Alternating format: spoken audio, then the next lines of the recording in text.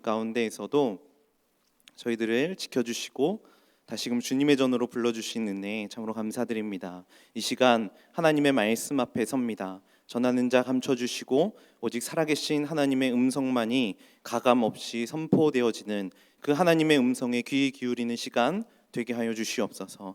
성령 하나님 함께 하실 것을 기대하며 거룩하신 예수님의 이름으로 기도드리옵나이다.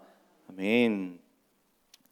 우리 옆에 분들과 좀 인사를 나눠볼까요? 날씨가 많이 추워졌죠? 옆에 분 보시면서 건강하세요 한번 이렇게 인사해 보겠습니다. 건강하세요. 네, 건강이 최고인 것 같습니다. 저희 집에 곧 이제 두 돌을 앞두고 있는 예쁜 딸이 있습니다. 너무 귀여워서 제가 매일 물고 빨고 하는데 이 딸을 키우면서 한 가지 말씀을 묵상하게 되더라고요. 그건 바로 이 말씀입니다. 사람의 마음이 계획하는 바가 어려서부터 악함이라. 너무 귀엽고 막 물고 빨고 하는데 인간은 죄인이더라고요. 네, 아이를 키우면서 인간은 어려서부터 그냥 본성 자체가 죄인이구나라는 것을 절감합니다. 이제 애가 자라면서 자아가 발달하잖아요. 그러니까 이제 자기중심적으로 생각을 하게 되는 거죠. 엄마 아빠가 위험하니까 하지 마 이렇게 얘기를 해도 들었음에도 불구하고 못 듣는 척 하면서 계속하는 이런 행동들, 그리고 이제 말을 조금씩 하기 시작해서 아니 싫어 이런 말을 되게 많이 하더라고요. 이런 것들 저만 경험했던 건 아닐 것 같아요. 우리 자녀들을 키워보신 부모님들께서는 다 경험해 보셨을 것 같습니다. 그럼에도 불구하고 우리는 자녀를 품고 사랑하잖아요. 그것처럼 하나님께서도 죄인인 우리를 바라보시면서 이런 마음이시지 않을까라는 생각을 동시에 해보게 됩니다. 그러니까 자녀를 키워보니까 이런 하나님의 마음을 알게 되더라고요. 여러분들은 저를 보실 때 어떤 이미지로 보여지십니까? 착하고 잘생겨 순하고 그죠? 막 거룩해 보이고 그러진 않나요? 법 없이도 살 것처럼 그죠? 그렇게 보이시죠? 아주 정확하게 아주 잘 보셨습니다. 그런데 사실 저는 저를 잘 알잖아요.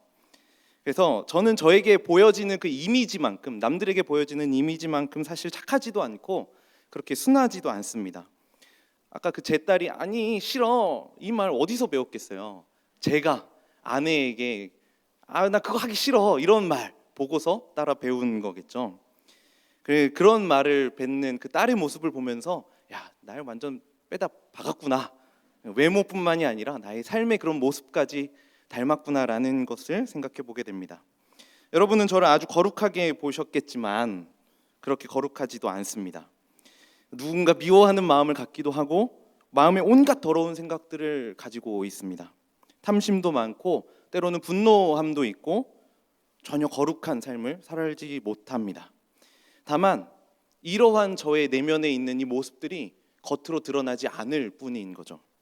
그래서 만약에 저의 마음 가운데 있는 그런 품고 있는 그 마음 악한 모습들이 그대로 다 드러나게 된다면은 저는 정말 나쁜 사람이 되지 않을까라는 생각을 해보게 됩니다. 지금 함께 말씀을 듣고 있는 우리 성도님들의 눈빛을 보면은 난 안 그래 너만 그래 이런 눈빛으로 보시는 것 같은데 사실 우리는 다 죄인이잖아요. 그런 마음 품고 있고 그런 악한 마음들 가지고 있습니다. 우리는 늘 회개를 필요로 하는 죄인이라는 것이죠. 우리가 흔히 회개에 대해서 오해를 하는 것 중에 하나는 구원받기 이전의 죄는 십자가로 용서받았지만 그 이후에 짓는 죄들에 대해서는 회개로 용서받는다라는 것입니다. 회개를 통한 용서.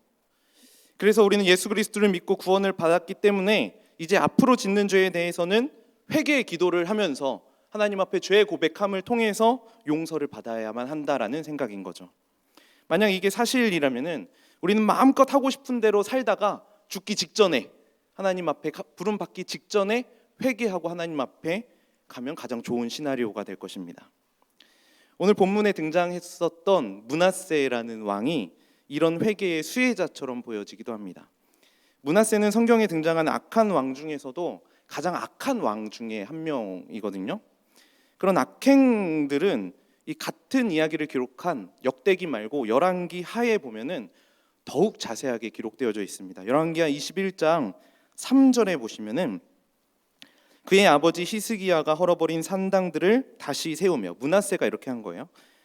이스라엘의 왕 아합의 행위를 따라 바알을 위하여 제단을 쌓으며 아세라 목상을 만들며 하늘의 1월 성신을 경배하며 섬기며.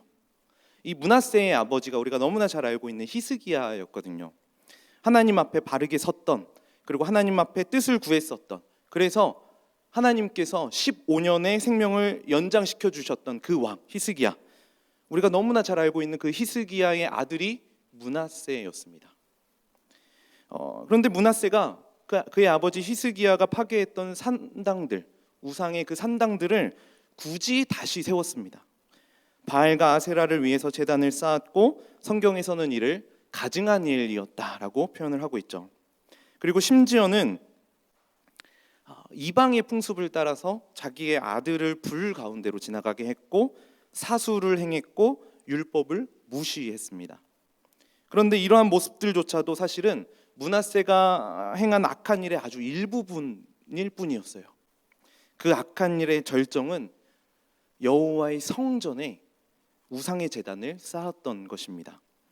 열왕기하 21장 4절 5절에 보시면은 여호와께서 전에 이르시기를 내가 내 이름을 예루살렘에 두리라 하신 여호와의 성전에 제단들을 쌓고, 또 여호와의 성전 두 마당에 하늘의 1월 성신을 위하여 제단들을 쌓고.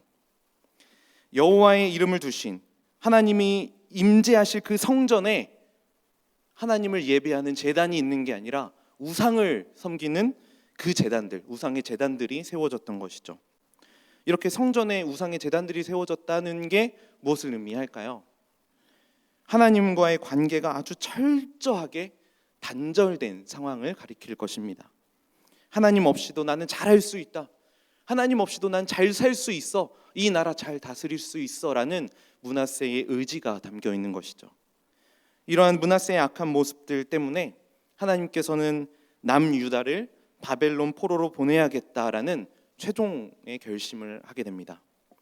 열왕기하 21장 13절 내가 사마리아를 잰 줄과 아합의 집을 달인 보던 추를 예루살렘에 베풀고 또 사람이 그릇을 씻어 엎음같이 예루살렘을 씻어 버릴지라.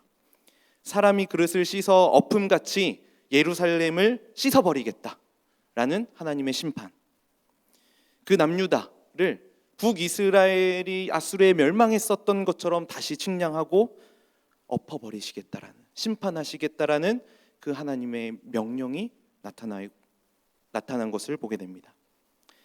그런데 오늘 본문이었던 역대하에 보면 같은 내용을 기록하는데 한 가지 더 추가해서 악한 왕 므낫세가, 그 악한 왕 므낫세가 여호와 앞에 겸손하여 회개했음을 우리에게 알려주고 있습니다. 오늘 본문 12절, 13절 말씀을 우리 같이 한 목소리로 읽어볼까요? 12절, 13절입니다. 그가 환난을 당하여 그의 하나님 여호와께 간구하고 그의 조상들의 하나님 앞에 크게 겸손하여 기도하였으므로 하나님이 그의 기도를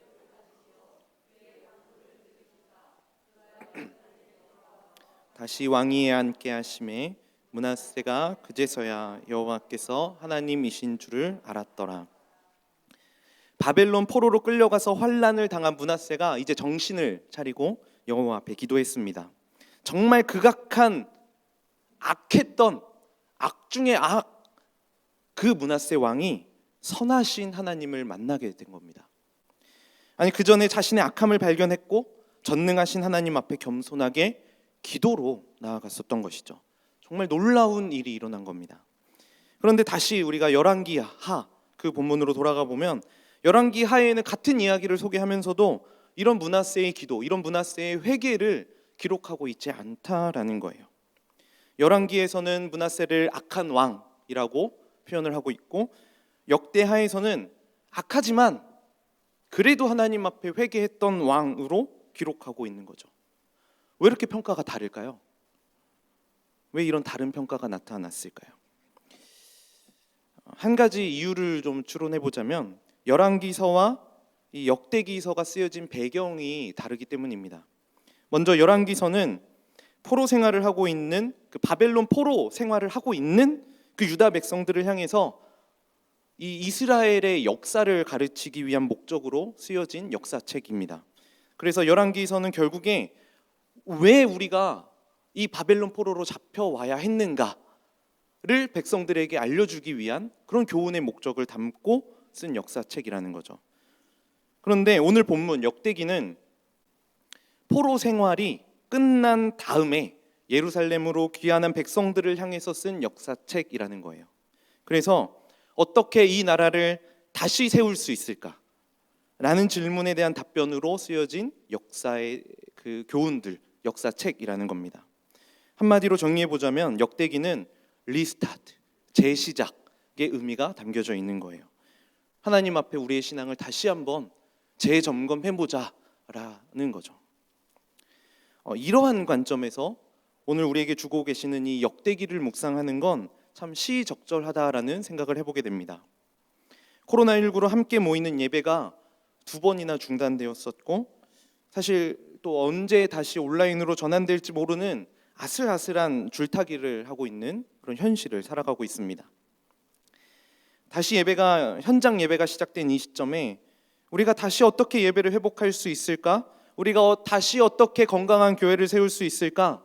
우리가 다시 어떻게 하나님의 나라를 아름답게 세워나갈 수 있을까를 고민하는 시간으로 삼을 수 있다라는 겁니다. 또 지금 우리가 묵상하고 있는 매일 성경의 묵상 본문도 역대하죠. 하나님께서 우리 공동체에 적절한 말씀, 그 시적절한 말씀을 주고 계신다라는 생각을 해보게 됩니다. 이런 하나님의 음성에 귀 기울이셔서 우리에게 특별히 우리 공동체 가운데 성남제일교회 가운데 말씀하시는 그 하나님의 음성에 온전히 귀 기울이시는 시간이 되길 간절히 소망합니다. 그래서 오늘 이 므낫세의 이야기를 통해서 우리가 살펴보고 싶은 건 어떻게 다시 회개할 수 있을까? 그래서 우리의 남은 여생을 어떻게 편안하게 살 수 있을까가 아니에요. 우리가 오늘 생각해 보고 싶은 건 회개를 통해서 우리가 어떻게 하나님 앞에 나아갈 수 있는가? 회개를 통해서 우리 공동체가 어떻게 다시 세워질 수 있을까라는 질문입니다. 지금 이 시대를 향해서 위드 코로나라고 부릅니다. 코로나와 함께 가는 시대. 그래서 코로나를 배제하지 않고 코로나와 어떻게 함께 갈 수 있는가를 고민하는 시대라는 거죠. 위드 코로나라고 하는 이 시대에 어쩌면은 우리의 그 태도가 억울함을 토로하는 데 바쁜 것은 아닌가라는 생각을 해보았습니다. 하나님 좀 억울합니다. 거짓 복음 가르치는 이단이나 사이비 같은 단체에서 발생한 일들이 교회라고 퉁쳐져서 비난받는 것들이 너무 속상해요. 억울해요.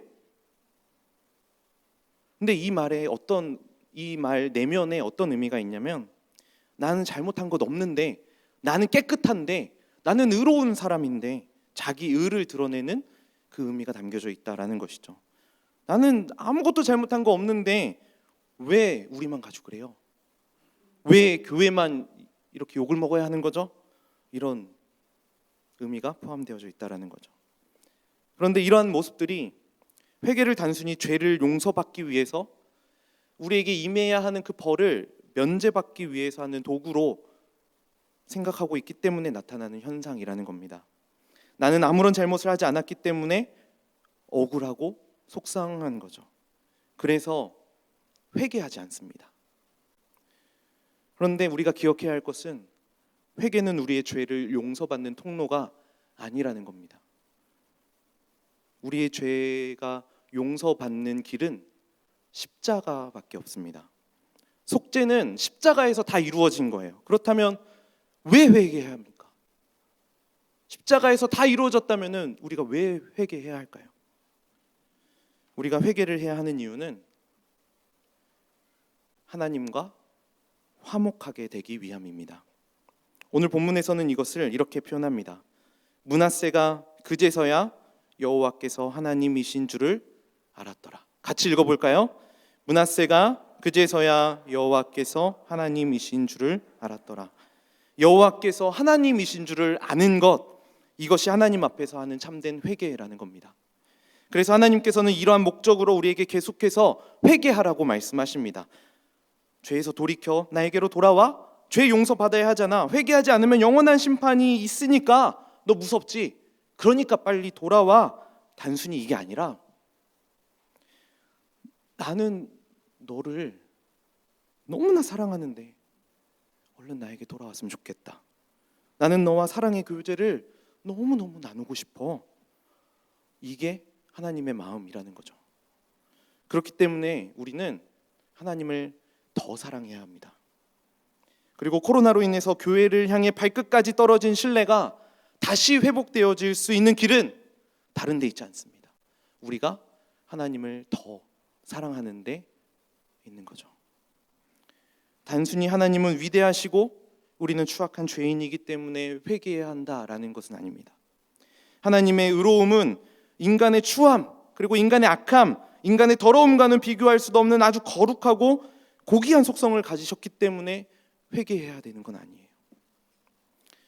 스스로 아무 희망 없는 죄인을 의롭게 만드는 우리를 위한 하나님의 사랑, 그리고 그 사랑으로 나타난 십자가가 있기 때문에 회개해야 한다라는 것입니다. 그래서 하나님께서 우리에게 베풀어 주시는 용서는 단지 우리의 악한 죄를 못 본 척 덮어주시는 게 아니라 죄의 노예였던 우리를 자유롭게 해방시켜주는 하나님의 사랑이라는 겁니다. 죄의 용서, 속죄는 예수님의 십자가의 구속으로 온전히 이루어졌습니다. 우리가 그것을 다시 이룰 수는 없는 거예요. 완성된 거죠. 그래서 예수님께서 우리들에게 여전히 회개하라 라고 말씀하셨던 건 이미 내가 십자가와 부활로 내 죄를 사면하였고 너를 의롭다고 선포할 근거를 마련해 놓았다. 그러니 이제 더 이상 그 죄에 빠져 살지 말고 내게로 와서 나와 하나님과의 은혜로운 교제를 다시 회복하지 않을래? 이런 의미를 갖고 있다라는 거죠. 이게 회개입니다. 하나님과의 은혜로운 교제가 회복되는 통로가 회개입니다. 그리고 므낫세가 했던 회개가 바로 이런 회개였습니다. 정치적 이해관계에 얽혀서 때로는 자기의 욕심에 의해서 우상 숭배를 했고 가증스러운 일들을 행했고 그런 것들을 백성들에게 허락했었던 악한 왕이 하나님을 만나니까 하나님 안에서 자유로워졌었던 거죠. 그래서 회개할 수 있는 것은 하나님이 우리에게 주신 축복입니다. 회개할 수 없는 삶에서 회개할 수 있는 삶으로 변화된 거죠. 그렇기 때문에 우리는 지금 회개해야 합니다. 매일매일 회개해야 합니다. 지금 하나님 앞에 철저하게 나의 죄성을 내려놓고 나의 연약함 내려놓고 다시 그 하나님의 강함, 그 하나님의 위대하심을 붙잡고 바라봐야 하는 것입니다. 그런데 이 회개를 통해서 관계가 회복되는 데 있어서 정말로 중요한 건 오늘 본문 바로 다음에 등장합니다. 므낫세는 단순히 회개로 그의 잘못된 행동을 반성하는 것, 그리고 여호와는 하나님이시라는 사실을 알고 난 것, 거기서 멈추지 않고 이렇게 나아갔습니다. 14절을 보시면은 그 후에 라고 시작하죠. 그 후에 이방 신들과 여호와의 전의 우상을 제거하며 여호와의 전을 건축한 사내와 예루살렘에 쌓은 모든 제단들을 다 성 밖에 던지고 우상을 제거하고 모든 그 우상을 밖에 던져버렸습니다. 하나님을 바르게 아니까 하나님과의 참된 교제가 회복되니까 이런 모습들이 나오는 거죠. 하나님을 알고 그 후에 나에게 있었던 그 찌꺼기들을 다 버리는 그 결단의 모습들이 나타났던 겁니다. 마르틴 루터가 종교개혁을 일으킨 신호탄 비텐베르크 교회에 붙인 95개조 반박문의 첫 번째는 이렇게 쓰여져 있습니다.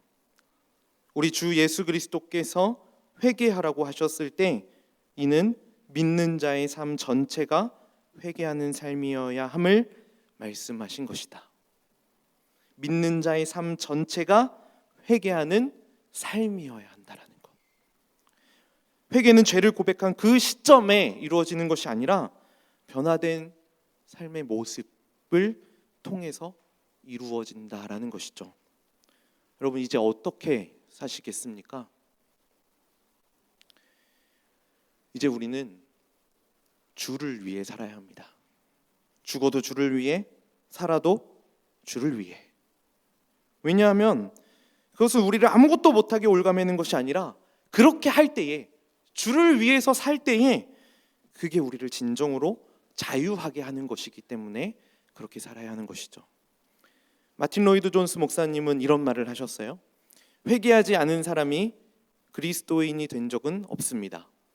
당신의 삶에 회개의 특징이 나타나지 않는다면 그리스도인이라는 이름표를 떼어버리는 것이 낫습니다. 회개하지 않은 사람이 그리스도인이 된 적은 없습니다. 그리스도인은 회개를 해야 돼요. 당신의 삶에 회개의 특징이 나타나지 않는다면 그리스도인이라는 이름표를 떼어버리는 게 낫습니다. 므낫세는 겉으로 드러나는 죄뿐만 아니라 마음의 죄까지도, 아니 자신의 삶 전체를 하나님 앞에 회개하며 기도했고 그의 삶을 들여서 하나님 앞에 간절히 고백했습니다. 그래서 그는 그 후에 하나님을 아는 것에서 끝난 게 아니라 그 후에 이러한 일들을 할 수 있었던 것이죠. 결국 회개는 하나님과의 진정한 교제의 회복이고, 또한 회개는 우리의 삶을 통해 증명되는 것이다 라고 할 수 있을 것입니다. 우리도 오늘 이 시간 간절히 하나님 앞에 간구해야 합니다. 겉으로 드러난 죄, 그리고 사실 이게 더 많을 거예요. 드러나지만 않았을 뿐 우리의 마음을 가득 채우고 있는 죄들, 악한 생각, 탐심, 음란함, 분노, 시기, 질투, 시간 모두 하나님 앞에 회개하고 여호와께서 하나님이신 줄을 아는 것으로 회복되길 간절히 소망합니다. 그리고 그러한 죄악된 마음을 온전히 버리고 오직 하나님을 향한 사랑이 회복되시길 주님의 이름으로 축복합니다. 그리고 그 사랑이 우리의 삶을 통해 온전히 펼쳐지길, 우리의 삶을 통해 그 회개가 나타나길 간절히 소망합니다. 히라누마 도주라는 시인이 있는데 이 시인이 참회록이라는 시를 썼습니다. 그 시의 일부분입니다. 내일이나 모레나 그 어느 즐거운 날에 나는 또 한 줄의 참회록을 써야 한다. 그때 그 젊은 나이에 왜 그런 부끄러운 고백을 했던가. 밤이면 밤마다 나의 거울을 손바닥으로 발바닥으로 닦아보자.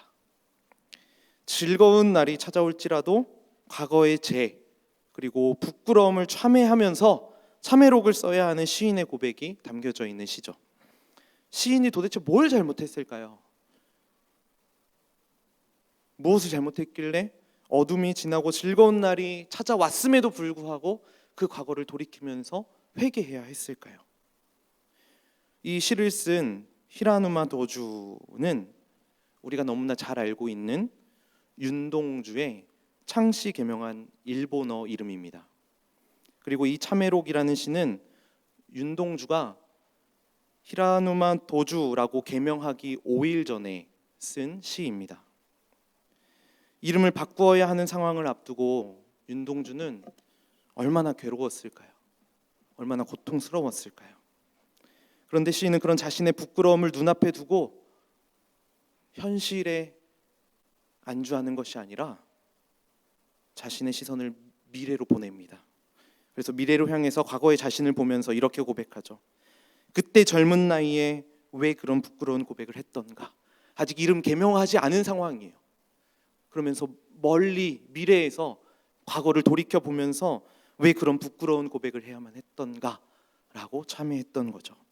그것이 부끄러운 것임을 너무나 잘 알았지만 어쩔 수 없이 그 일제에 굴복할 수밖에 없는 자신의 나약함을 결코 씻어버릴 수밖에 없었던, 씻을 수 없는 그 자신의 연약함을 발견했던 것입니다. 우리가 하나님 앞에 회개를 고백하는 건 단순히 과거의 죄를 용서받고 과거의 죄를 뉘우치는 것 정도가 아니라는 겁니다. 그 다음에 나타났던 윤동주의 고백을 한번 보세요. 밤이면 밤마다 나의 거울을 손바닥으로 발바닥으로 닦아보자. 손바닥으로 발바닥으로 그 거울을 계속해서 닦는 거죠. 깨끗하게 하는 거예요. 그래서 그 거울을 통해서 자기 자신, 그 부끄러운 자신의 그 모습을 바라보려고 하는 것이죠. 시인은 과거에 머물러 있지 않습니다. 단순히 죄를 회개하고 뉘우치고 부끄러움을 인식하는 것을 넘어서서 현재 나의 삶을 통해 손바닥으로 닦고 발바닥으로 닦는 거예요. 그러면 그 거울로 나의 모습을 보는 것처럼 하나님을 발견하게 되는 거죠. 우리는 우리의 죄를 계속해서 뉘우쳐야 합니다. 그리고 회개해야 합니다. 그런데 단순히 그 과거의 죄를 인식하고 뉘우치는 것으로 끝나서는 안 된다라는 거예요. 계속해서 닦고 또 닦는 삶의 노력들이 우리에게 필요하다라는 거죠. 근데 저는 이 윤동주의 참회록이라는 이 시를 쭉 보면서 의아했던 게 왜 자꾸 시선을 미래로 옮길까 하는 것이었습니다. 그때 젊은 나이에 왜 그런 부끄러운 고백을 했던가? 왜 미래로 옮겨서 과거를 돌아볼까? 이 고백은 단순히 미래에서 과거를 보고 후회하는 게 아니라 더 나은 미래, 더 나은 비전, 더 나은 소망을 꿈꾸는 의지가 담겨있는 결단의 고백인 거죠. 내게 찾아올 것이 고난, 고독 분명하지만 과거의 어둠을 발판으로 더 밝은 미래로 나아가겠다라는 그런 시인의 결단이 이 시 안에 담겨져 있는 것입니다. 그래서 저는 회개를 이렇게 정의하고 싶습니다. 회개는 소망의 완성이다. 회개는 단순히 과거의 일을 뉘우치고 참회하고 고백하는 정도가 아닙니다. 회개는 우리의 미래를 바라볼 수 있는 통로가 되어야 합니다. 그리고 그 회개를 통해서 우리가 꿈꿀 수 있는 건 하나님과의 참된 교제가 회복되는 하나님 나라인 거죠. 하나님을 대면하는 겁니다. 그래서 이걸 우리의 용어로 바꾸자면은 소망이 되겠죠. 하나님과의 교제가 온전히 회복되어지는 그 소망. 오늘 본문의 므낫세의 회개가 기록된 건 우리에게 여전히 소망이 있음을, 그 하나님의 나라를 꿈꿀 수 있는 소망이 있음을 말씀해 주시려는 하나님의 위대한 뜻이 담겨져 있었던 겁니다. 그래서 역대하 맨 마지막에는 이런 말씀이 있습니다. 우리 같이 한 목소리로 읽어볼까요? 시작. 바사왕 고레스가 이같이 말하노니 하늘의 시인 여호와께서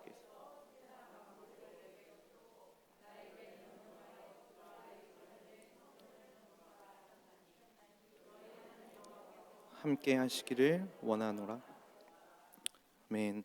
유대 예루살렘의 성전을 건축하라고 바사왕 고레스가 명령했습니다. 하나님이 너희와 함께 하시기를 원하노라라고 바사왕 고레스가 기원했습니다. 누가 이방 왕에 의해서 다시 예루살렘으로 돌아갈 것을 예상할 수 있었겠습니까? 아무도 예상하지 못한 그 일을 바라볼 수 있게 했던 건 바로 회개였습니다. 회개하면 가능합니다. 회개하면 우리는 소망 가질 수 있습니다. 회개하면 우리는 그 하나님과 동행할 수 있습니다. 하나님께서 우리와 함께하고 싶으셔서 우리에게 회개하라, 지금 매일매일 회개하라 라고 말씀하셨음을 기억하시길 바랍니다. 오늘 우리가 함께 회개하고 또 결단하며 고백할 찬양은 이제 내가 살아도 라는 찬양입니다. 제가 이 찬양을 고르게 된 이유는 이 찬양에 있는 이 가사 때문입니다. 찬양의 가사 중에 하늘 영광 보여주며 날 오라 하네, 할렐루야 찬송하며 죽게 갑니다. 우리의 소망은 바로 하나님 나라에서 누리게 될 그 영광입니다. 하나님과의 교제를 통해 누리게 될 영광. 우리가 지금 회개하는 이유도 바로 이 하늘 소망이 있기 때문이죠. 그런데 거기서 끝나지 않습니다. 단지 그 소망하는 것만으로 끝나지 않아요. 이 땅을 살아가는 우리의 자세는 할렐루야 찬송하며 주님께 가는 것, 이것이 우리의 삶이 되어야 하는 것이죠. 우리 시간은 같이 하나님 앞에 이 찬양 고백하며 나아가실 때에 소망하면서 하늘나라 바라보면서 나아가지만 우리가 이 땅에서 그 천국 소망 바라보며 주님 찬양하며 가겠습니다. 회개하겠습니다. 나의 삶을 하나님 앞에 내어놓겠습니다. 이 결단의 마음을 담아서 하나님 앞에 믿음의 고백으로 찬양하며 나아가시겠습니다.